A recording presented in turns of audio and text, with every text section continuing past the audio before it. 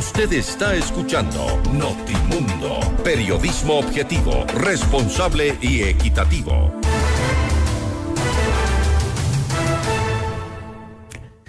19:09 y a propósito del caso Ispol, se suspende la audiencia de evaluación y preparatoria de juicio del caso Decebale. La nueva fecha será el 27 de junio a las 9 de la mañana. Con ello se cumplirá un año desde el operativo del 22 de junio del 2021 y aún cuando no se tiene ni llamados a juicio, mucho menos sentenciados. Esto ha sido reportado hace pocos instantes por el director del Ispol, el coronel Renato González, con quien hacemos contacto en este momento para que nos cuente más detalles de este tema que ya pues lleva bastante tiempo, como decíamos en este texto, ya cerca de un año sin llamados a juicio y sin sentenciados. Coronel González, gracias por estar con nosotros, bienvenido.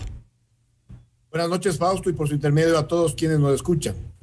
Bien, siguen dilatándose los procesos alrededor del caso Ispol.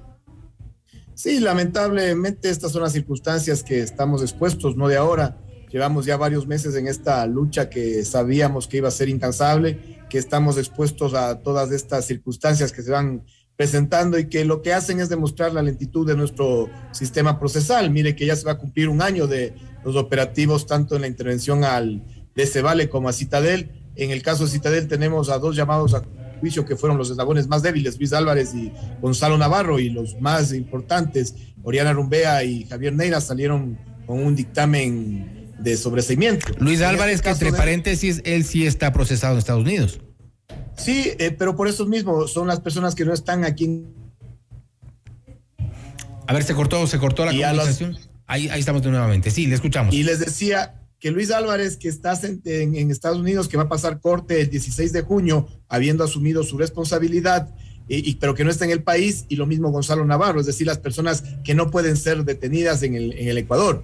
Pero en cambio Javier Neira y Oriana Rumbea, que nosotros consideramos sí tienen grave responsabilidad, tienen un dictamen en este caso de sobreseimiento. Y en el tema del Decebale estaba previsto para que este 10 de junio a las 14 horas se instale recién la audiencia de evaluación y preparatoria de juicio, y por una disposición del Consejo Nacional de la Judicatura, entiendo yo, que señalan fecha para que se realice una incineración de droga, la señora juez no puede asistir a esta audiencia, tiene que suspenderla, y tenemos nueva fecha para el 27 de junio. ¿Qué implica esto? Que vamos a superar un año y no tenemos todavía llamados a juicio y mucho menos sentenciados. Para poner un poco en contexto y que la gente que nos escuche este momento pueda entender qué es lo que ocurre alrededor de Citadel y de Decebale, en el gran caso Ispol, que es esta estafa gigantesca que se hizo y sobre la cual están las víctimas, sin duda, son más de 40,000 afiliados al Seguro Social de la Policía Nacional, más de 40,000 policías y sus familias que están afectados por esta gran estafa que nació a propósito de las supuestas inversiones hechas en manos del llamado Mago Cherres. Lo que pasa es que la sociedad ecuatoriana no termina de comprender que exigen niveles de seguridad, pero a la principal institución responsable de la seguridad, que es la Policía Nacional, no son capaces en nuestro sistema de justicia de devolvernos la tranquilidad del seguro social. Se nos robaron $950 millones. Decebale y Citadel tuvieron directa responsabilidad en el atraco de la operación SWAP de los 327 millones. Hasta el momento no podemos recuperar los 260 millones que están en el Banco Central. Hacemos un pedido formal al nuevo superintendente de Compañías, Valor y Seguros, al ingeniero Marco López. Ya lleva 4 semanas en el cargo, creemos que es un tiempo suficiente para que entienda la responsabilidad que asumió, y consideramos que ya es oportuno que se den los pasos necesarios para que inclusive con una energía y con una disposición política se nos devuelvan esos 260 millones de dólares que están indebidamente registrados en el Banco Central a nombre de Nafcunco LLC, cuando legítimamente solamente le pertenecen al Ispol. Esa es la trama de corrupción de este país, que lastimosamente no termina de entender que el crimen organizado ha penetrado a las más grandes instituciones, pero no existe todavía la convicción, el compromiso y el comprometimiento para darle una lucha frontal. Demostrémosle al crimen organizado que no puede con el Ecuador, pero de eso un primer paso es devolvámosle 260 millones de dólares a la Policía Nacional del Ecuador. Démosle tranquilidad a ese policía humilde que se está enfrentando día a día al crimen organizado en las calles de nuestro país. Y precisamente estas son las empresas encargadas de custodiar los valores. Esto es lo lamentable. Decebale es el depósito centralizado de compensación y liquidación de valores que por varios años le entregaba al Ispol un estado de cuenta donde decía que nos custodiaba 700 millones de dólares. Y de la noche a la mañana, el 30 de octubre del 2020, nos mandan un oficio donde nos indican: realmente nosotros no hemos sido custodios, sino que Luis Álvarez se ha coludido con el señor Cherres, y qué pena con ustedes, señores ISPOL, vayan a ver a quién reclama 700 millones de dólares. Ese es el rol del Decebale, ese es el rol impresentable del Decebale. Y Citadel es la casa de valores del señor Javier Neira Salazar, hijo del señor Javier Neira Menéndez. Ya estoy cansado de repetir los nombres de estas familias rimbombantes que hacen lo que estiman con la justicia ecuatoriana. ¿Hay demasiado poder detrás de estas empresas, detrás de estos procesos legales? Pero si se estoy nombrando con nombres y apellidos personas con vínculos políticos, no de ahora, de décadas hacia atrás. Y vamos viendo esas fotografías de esas albercas de corrupción y de licor, albercas de Miami, donde están ahí festejando. ¿De quién? De personas relacionadas, de esos mismos que son los que exigen seguridad en el país, pero son los mismos causantes de la inseguridad en nuestras cárceles y en las calles del Ecuador, y que también son parte directa del atraco que sufrió el ISPO. Claro, y recordemos también que dentro de esta trama están quienes fueron parte del Instituto de Seguridad Social de la Policía, en este caso John Luzuriaga, que está también procesado en Estados Unidos, de quien incluso ya se declaró culpable de algunos cargos. Está Luis Álvarez, que era parte de Decebale, y están otros nombres de gente que estuvo vinculada tanto a las casas de valores como al ISPOL para ser parte de toda una trama que ahora ha terminado pues estafándole y quitándole recursos de las aportaciones de años, en algunos casos décadas, de los policías.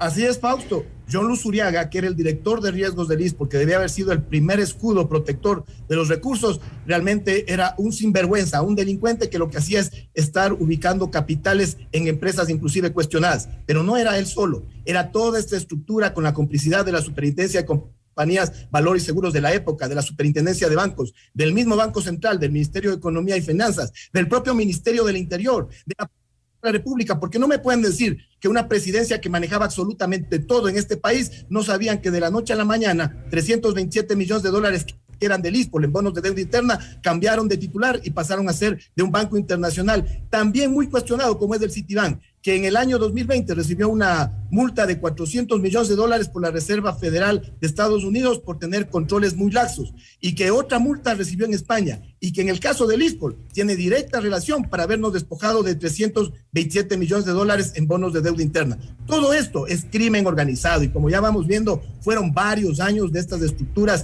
que atacaron a los hospitales, que atacaron al ISPOL, que atacaron en todos los sistemas contractuales del país, y que lastimosamente, como tienen poder enquistado en el nivel político y en el nivel de las Cortes de Justicia, los procesos no avanzan. Dinero que también se fue en fiestas, en bienes comprados en Ecuador, también con personas vinculadas a otros casos, también dinero que se fue y se diluyó en viajes y en recorridos por todo el mundo.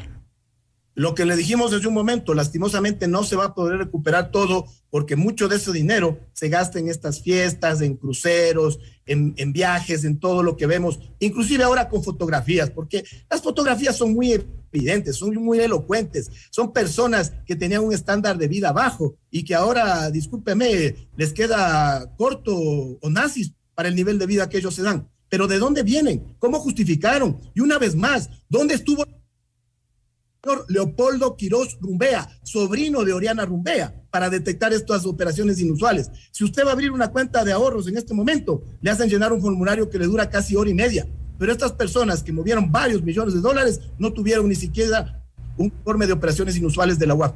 Lamentable. Bueno, sin duda los recursos, gran cantidad de los recursos, lamentablemente no podrán ser recuperados porque se diluyeron, como hemos mencionado, en algunos bienes, compras, y la farra también, en algunos casos también se pagó, si recordamos, para que la gente que nos escucha nos pueda comprender bien la magnitud de este problema, y es que gran parte del dinero también se fue para pago de estudios de familiares de ex directores del ISPOL. Toda esta estela de corrupción que le vuelve indigno a la finalidad para la que se utiliza este dinero, pero que existe un karma de por medio. Nosotros, como nueva administración, lo que tenemos que hacer es esto, dar batalla, y no cesaremos en esto. Vamos recuperando. Hoy pudimos recuperar 2 millones más de dólares que nos depositó la Universidad Tecnológica Equinoccial, la UTE, y ya sumamos 23 millones. Los agoreros del fracaso nos minimizan los 23 millones. Nosotros les decimos que es a un ritmo de 2 millones por mes, que ya quisieran otras empresas tener ese nivel de cobranzas, pero además que estamos empeñados en muy corto tiempo, y vuelvo a reiterar el pedido al ingeniero Marco López, nuevo superintendente de compañías, valores y seguros. Ya le hemos entregado la seguridad que él requería por su alta investidura, pero ahora devuélvanos también la tranquilidad al ISPOL y realice la operación que requiere la superintendencia de compañías para que esos 260 millones de dólares en bonos de deuda interna regresen al erario del Instituto de Seguridad Social de la Policía Nacional.